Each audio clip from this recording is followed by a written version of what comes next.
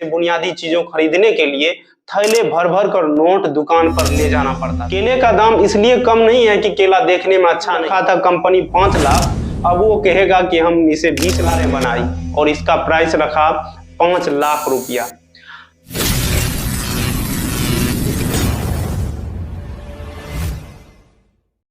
सरकार जितना चाहे उतना नोट छाप सकती है। आपके मन में भी ये सवाल आता होगा कि जब सरकार के कहने पर नोट छपते हैं तो आरबीआई ढेर सारे नोट छापकर लोगों की गरीबी क्यों नहीं हटा देता। पहले हम ये जानते हैं कि ये पैसा है क्या, कि क्यों ये कागज के इस छोटे से टुकड़ों को लोग इतना महत्व देते हैं। मान लीजिए आपको कहीं से नोट छापने की मशीन मिल जाए तो आप क्या करेंगे। इसका जवाब देने में आप जरा देर नहीं करेंगे और कहेंगे बेहिसाब नोट छापेंगे और क्या। मगर मामला इतना आसान नहीं है जितना ख्याली पुलाव पकाने में लगता है। ऐसा इसलिए क्योंकि जिनके पास नोट छापने की मशीन है वो भी अपनी मर्जी से नोट नहीं छाप सकते। पहले हम जानते हैं कि किसी भी चीज का मूल्य कैसे निर्धारित होती है। अर्थव्यवस्था में किसी भी वस्तु की कीमत का आधार डिमांड और सप्लाई है, यानी मांग और आपूर्ति पर टिका होता है। मांग और आपूर्ति का अनुपात ही किसी वस्तु के मूल्य को तय करता है। जैसे मान लीजिए आप कहते हैं कि मेरे पास एक पुराना साइकिल है, मैं इसे बेचना चाहता हूं, और आपके पास खरीदने वाला लगभग 50 लोग आ जाता है। इस केस में आप क्या करेंगे, यानी जिसे आप 1000 में बेचना चाह रहे थे उसे अब आप 1500 में बेचेंगे। यदि 1500 में भी लोग लेने के लिए इंटरेस्टेड है तो आप तब तक उसका प्राइस बढ़ाते जाएंगे जब तक कि एक भी आदमी आपके सामान को लेने में इंटरेस्टेड है। यह प्राइस बन गया उस प्रोडक्ट का। इसी को कहते हैं डिमांड एंड सप्लाई।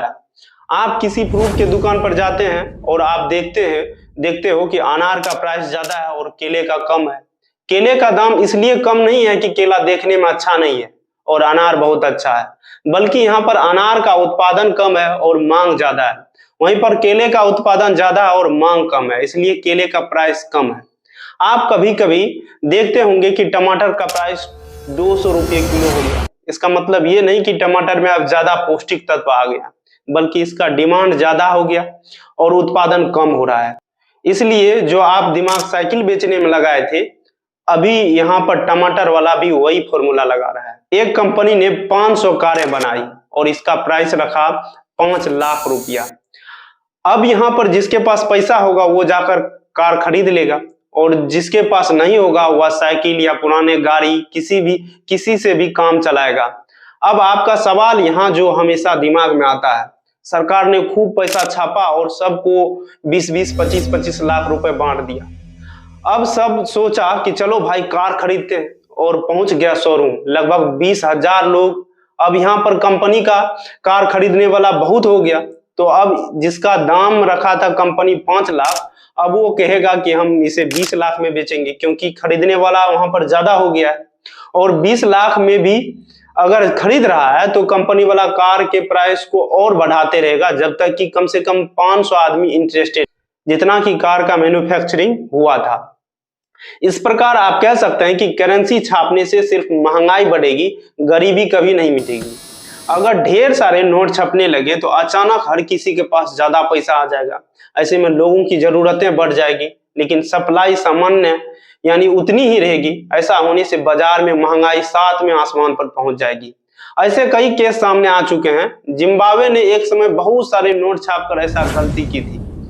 इससे वहां की करेंसी की वैल्यू इतनी गिर गई कि लोगों को ब्रेड और अंडे जैसे बुनियादी चीजों खरीदने के लिए थैले भर भर कर नोट दुकान पर ले जाना पड़ता था। यही हाल दक्षिण अमेरिकी देश वेनेजुएला का हुआ।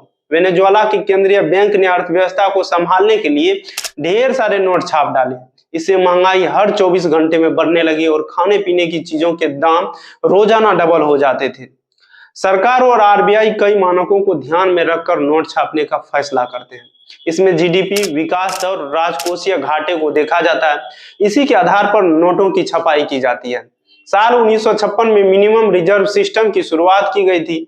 इसी के तहत रिजर्व बैंक को नोट छापने के लिए अपने पास हमेशा 200 करोड़ रिजर्व रखना ही होता है। इस रिजर्व में 115 करोड़ का सोना और 85 करोड़ रुपए की फॉरेन करेंसी होनी चाहिए। ऐसा इसलिए किया जाता है कि किसी भी हालात में रिजर्व बैंक को डिफॉल्ट ना घोषित करना पड़े। गरीबी तभी मिटेगी जब देश में उत्पादन बढ़ेगा।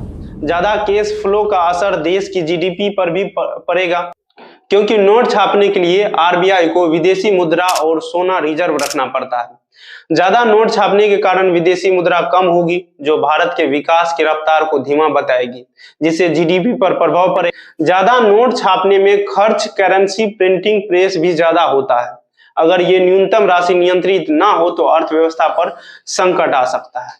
धन्यवाद।